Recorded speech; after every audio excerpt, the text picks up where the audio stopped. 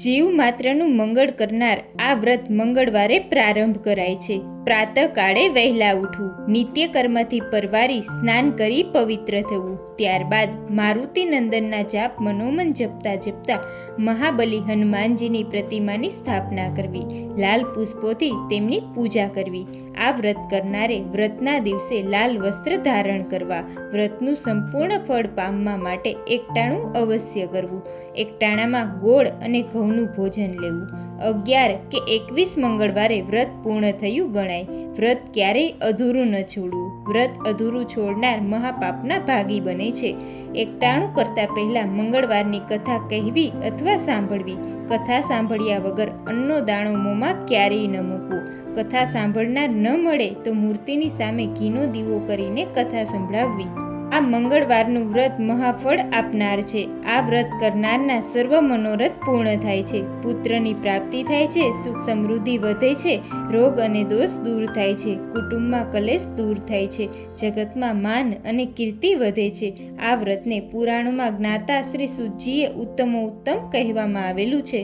હજારો વર્ષ પહેલા નૈમિષારણ્ય નામના વનમાં 88,000 જેટલા મુનિ એકત્ર થયા હતા. બંને હાથ જોડી પુરાણોના જ્ઞાતા શ્રી સુતજીને કહેવા લાગ્યા, હે મહાજ્ઞાની, તમે અનેક રસદાયક જ્ઞાનવર્ધક પુરાણ કથા કહી સંભળાવી છે. હવે અમારી ઈચ્છા પૂર્ણ કરો. કૃપા કરીને એવું અમને વ્રત જણાવો જે સર્વ મનોરથ પૂર્ણ કરનાર હોય. એ વ્રત કરવાથી વાંજ્યાને પુત્રની પ્રાપ્તિ થાય, જીવની માત્રની આદિ વ્યાધિ ઉપાધિ દૂર થાય. કળિયુગમાં અલ્પાયુ જીવો હશે.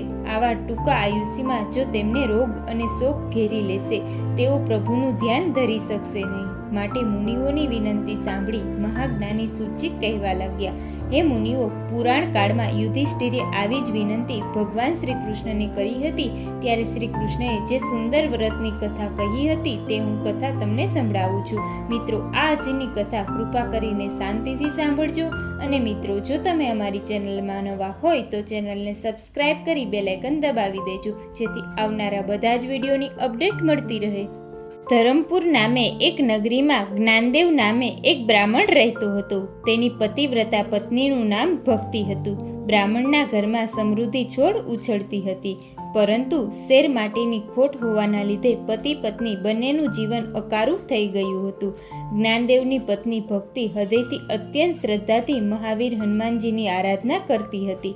મંગળવારના દિવસે હનુમાનજીને નૈવેદ્ય ધરાવ્યા પછી જ ભોજન કરતી. તેમના નામ પ્રમાણે જ એના ગુણ હતા. એક મંગળવારના દિવસે ભક્તિ મહેમાનોની સરભરામાં હનુમાનજીને નૈવેદ્ય ધરાવી ન શકી. તેથી તેના મનમાં પારાવાર દુઃખ ઉત્પન્ન થયું અને પારાવાર પાશ્ચાતાપ થવાના કારણે એણે એ દિવસે ઉપવાસ કરી દ્રઢ નિશ્ચય કર્યો કે આવતા મંગળવારે નૈવેદ્ય ધરાવ્યા પછી જ ભોજન કરીશ. ત્યાં સુધી હું પાણીનું ટીપું પણ લઈશ નહીં. આવી પ્રતિજ્ઞાના કારણે ભક્તિ પતિ માટે રોજ ભોજન બનાવે, પણ પોતે ઉપવાસ કરે અને મનોમન મારુતિ નંદનના ગુણ ગાતી રહે. અન્ન જળ વગર 6 દિવસ વીત્યા. ભક્તિના શરીરમાં એટલી અશુદ્ધિ આવી ગઈ કે 7મા દિવસે એટલે કે મંગળવારની સવારે ભક્તિ બેસુધ થઈને ઢળી પડી. ભક્તિની દ્રઢ ભક્તિથી રામ ભક્ત હનુમાનજી ઘણા પ્રસન્ન થયા.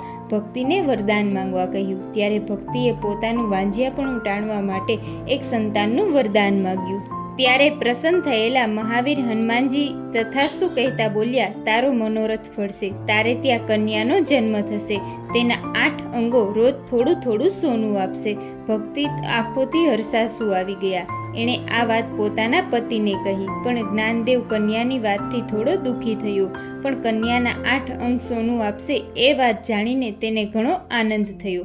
9 માસ પૂર્ણ થતાં ભક્તિએ એક તેજસ્વી કન્યાને જન્મ આપ્યો. તેના અંગો સોનું આપતા હતા, તેથી તેનું નામ કનકવતી રાખવામાં આવ્યું. કનકવતીએ પૂર્વજન્મમાં ભક્તિભાવપૂર્વક મંગળદેવનું વ્રત કર્યું હતું. આ તેજસ્વી કન્યાના પ્રતાપે જ્ઞાનદેવ જોત જોતામાં અતિ ધનવાન બની ગયો. સાથે સાથે તેનું અભિમાન પણ વધતું ગયું. સ્વર્ગની અપ્સરા સરીખી કનકવતી 10 વર્ષની થઈ ત્યારે તેની માતા ભક્તિએ તેને વિવાહની ચિંતા થવા લાગી. પણ જ્ઞાનદેવને કાંઈ જ ચિંતા ન હતી. ભક્તિએ પોતાના પતિને વિનંતી કરી, હે સ્વામી, હવે કનકવતી માટે કોઈ યોગ્ય વર શોધો. શાસ્ત્રમાં લખ્યું છે કે 10 વર્ષની કન્યા પ્રજસ્વલા થઈ જાય છે. કન્યાદાનથી આ લોકમાં સર્વ સુખોની પ્રાપ્તિ થાય છે. પણ જ્ઞાનદેવે પત્નીની વાત એક કાને સાંભળી અને બીજા કાને કાઢી નાખી. તેને સોનાનો લોભ વધતો જતો હતો. ભક્તિએ ફરી વિનંતી કરી કે હે સ્વામી, લોભને થોભ નથી. જો 11મા વર્ષે કન્યાને પરણાવી ન દેવામાં આવે તો તેના પિતા અને ભાઈ નરકમાં જાય છે. ભક્તિના ખૂબ આગ્રહથી જ્ઞાનદેવે પોતાના દૂતને કનકવતી માટે સુયોગ્ય વર શોધવા માટે મોકલ્યો.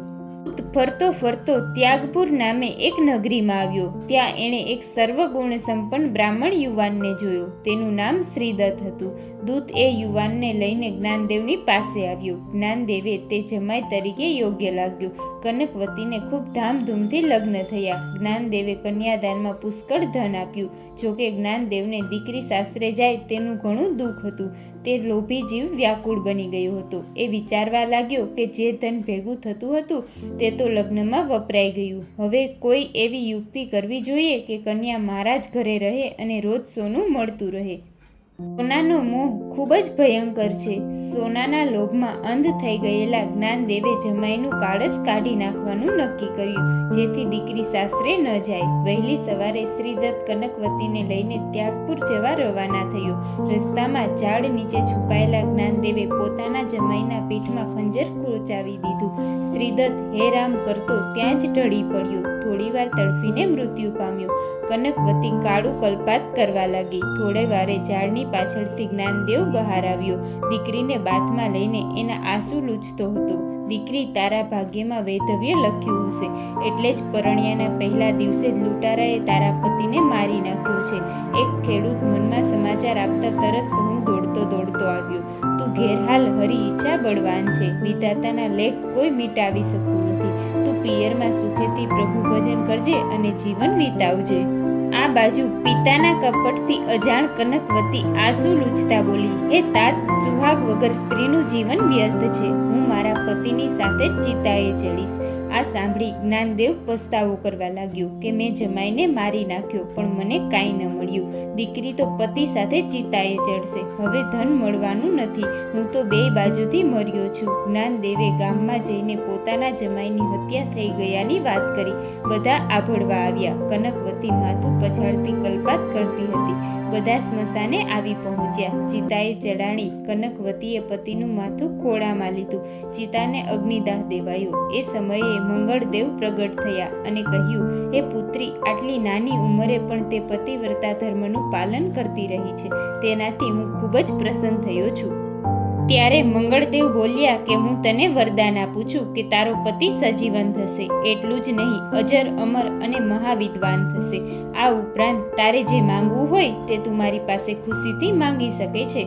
ત્યારે કનકવતી બોલી, હે નવગ્રહોના દેવ, મારા પર પ્રસન્ન થયા હોય તો જે કોઈ મંગળવારના પ્રાતઃકાળે લાલ પુષ્પ અને ચંદનથી તમારું પૂજન કરી સ્તુતિ કરે, તેનાથી રોગ અને દોષો દૂર રહે, તેનાથી શત્રુનો ભય ક્યારેય ન રહે, તેની સુખ સમૃદ્ધિ વધે એવું કરો. જે સ્ત્રી હૃદયના ભક્તિભાવપૂર્વક તમારું વ્રત કરે તેનો ચૂડી ચાંદલો અખંડ રહે અને તે તેજસ્વી પુત્રોની માતા બને.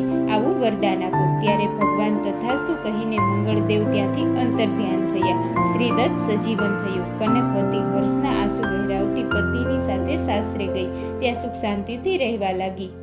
ને કનકવતીની સુખ સમૃદ્ધિ જોઈને નગરની દરેક સ્ત્રી પુરુષો મંગળવારનું વ્રત કરવા લાગ્યા. હે મંગળદેવ, જેવા કનકવતીને ફળ્યા તેવું મંગળવારનું વ્રત કરનાર સર્વને ફળજો.